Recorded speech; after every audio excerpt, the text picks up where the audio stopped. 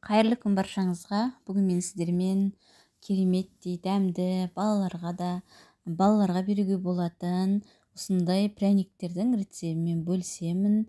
Менің каналыма тіркеліп, лайк, комментарий жазып, өз пікірлеріңізді білдіре отырыңыздар. Бұлар өте дәмді әрі жұмсақ болып шығатын пряниктер. Алдымен бізге керегі айран, яғни мен қолдың айранын алдым. Осында үйде қалған еді шамалы айран.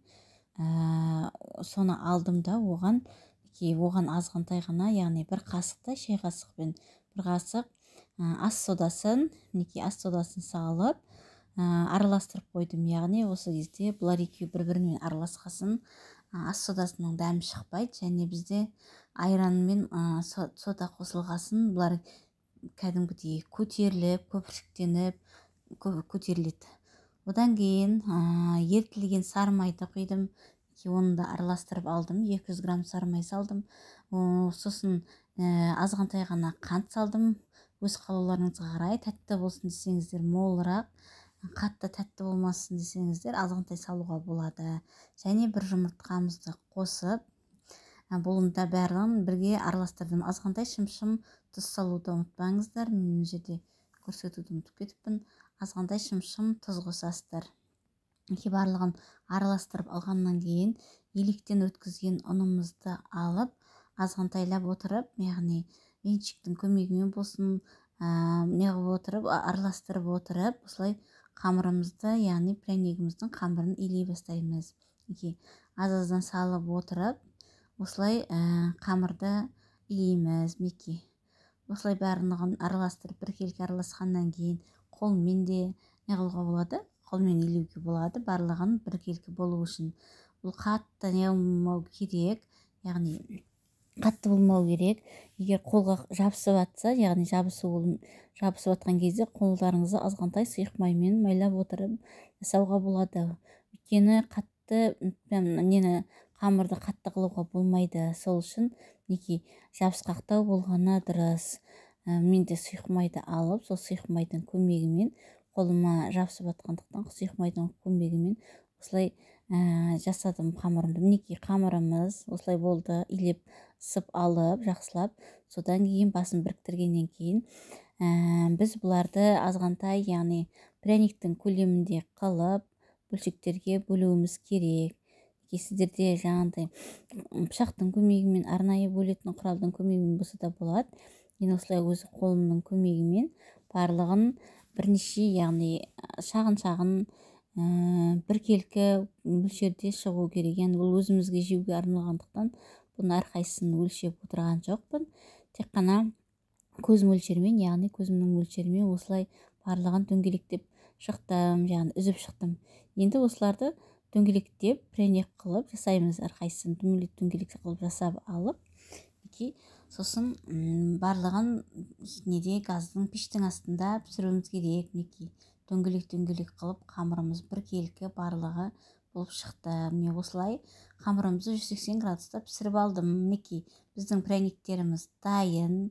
Осылай бұлардың пряниктердің ішін алып тастауға болады. Яғни қолдың көмегімен болса да пышақпен, қалай ыңғайлы, өздеріңіз ыңғайына қарай осылай алып тастап отырып, ішіне мен мынандай қою варенканы салып салдым. Және де мен азғантай ғана краситель, және пищевой красительді алып, қызыл бояуыш алып, соны кішкене тамыздым да су қостым. Су қосып ерттім, және азғантай қант алдым.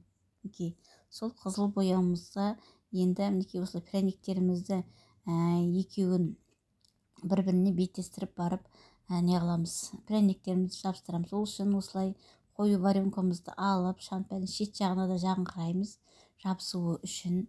Шет жағына да жабысын қыздырып алып, бір-біріне жабыстырамыз да осылай. Енді біздің дайындап қойған суымызға, яғни бұл пищевой красительді кішкене су құйып ерттім, яғни жібіттім.